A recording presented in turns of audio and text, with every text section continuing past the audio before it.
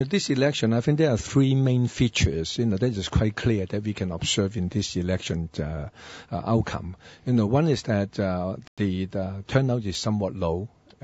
I'm quite disappointed of the low turnout. And second is that the Hong Kong people is more conservative than I thought, right? Before the election. And I expect Hong Kong people, because when you look at the June 4 massacre 20 years ago, millions of people march on the street and demanding for the end of communist rule and also the end of the one-party system, right? So people are quite strong, in their views. And every year they come out, to commemorate, the June 4th massacre. So, but it seems that quite a lot of those people have changed. So people become more conservative and more receptive of the communist domination and the communist control. So that is one tendency that I observe in this election. And thirdly, the communist control over Hong Kong is much, much stronger than I expected. When you look at the overall people's attitude, towards the federal referendum, the vast majority have very negative views. That is because that the communists control the mass media. They use the radio program, they use the press, and all of that to criticize. And their strategy work, right? Because they said that we are resigning for no reason, and they said that it's ridiculous for people that who resign and again running, in the election, and that we are wasting, taxpayers' money. All those criticism and condemnation work psychologically. So the Chinese Communist government is more knowledgeable and become more intelligent in controlling Hong Kong.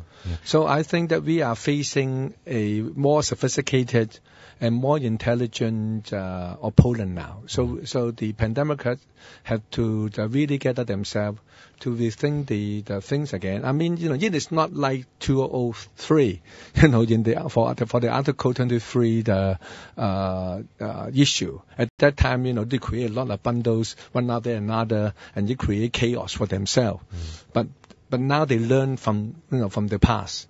And they become more organized, more sophisticated, and more controlling the situation. Yeah, I mean, as a foreigner living in Hong Kong, I agree with you. It always surprises me that the amount of people who do support the DAB, and it's kind of a mixture of they're partly doing it for sort of vested interest, they think it might promote their job or career, but there's also an element of I don't really want to use the word brainwashing, but it's that just all-encompassing power, isn't it, and of the political pressure from the top down. It's public, mass psychology. I mean, they know what people think. They know what people like and dislike. They know how to control the mass media to put forward their message.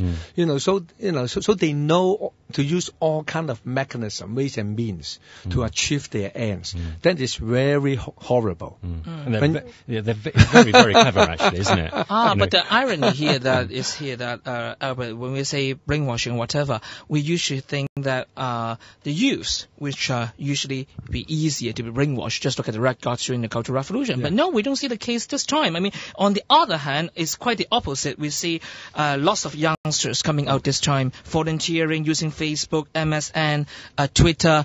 It's very, very encouraging in the sense that some of them who might not be, some of the post-90s so-called, who might not be able to vote this time as a registered voter, but they volunteered.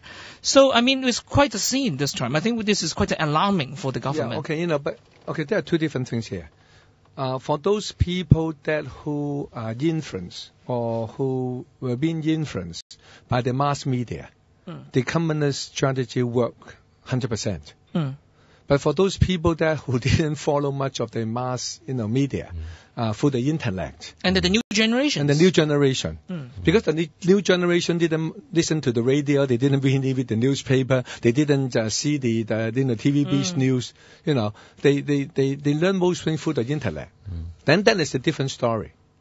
So for those people that we can provide a message through the internet, then we have then we have the advantage of using those media to put forward our message. And once they received our message, then we were able to convince them to support this new democratic movement.